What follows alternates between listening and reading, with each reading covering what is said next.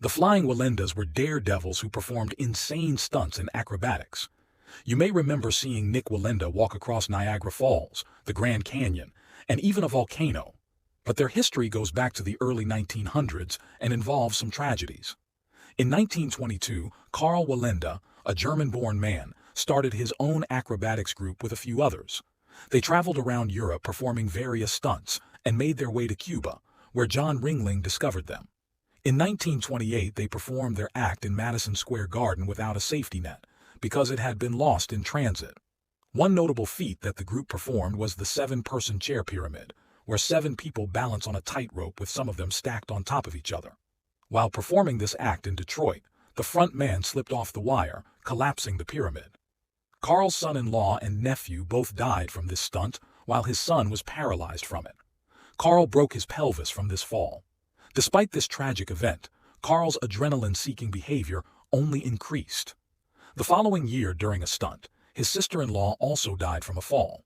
In 1972, his son-in-law was killed touching a live wire during an act. Karl continued to do crazy stunts, and even performed many solo and without safety equipment. He performed 2 headstands while on a tightrope over a gorge in Georgia. Karl's crazy stunts came to an unfortunate end in Puerto Rico, where he fell more than 100 feet from a tightrope in high winds.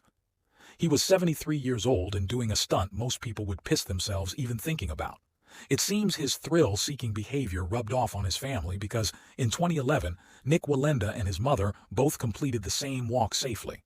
Nik carries on his great-grandfather's legacy by performing insane stunts. He has 11 Guinness World Records. He has performed tightrope acts hundreds of feet in the air on a bike. He was the first person to walk the Grand Canyon and Niagara Falls successfully, among other feats between skyscrapers.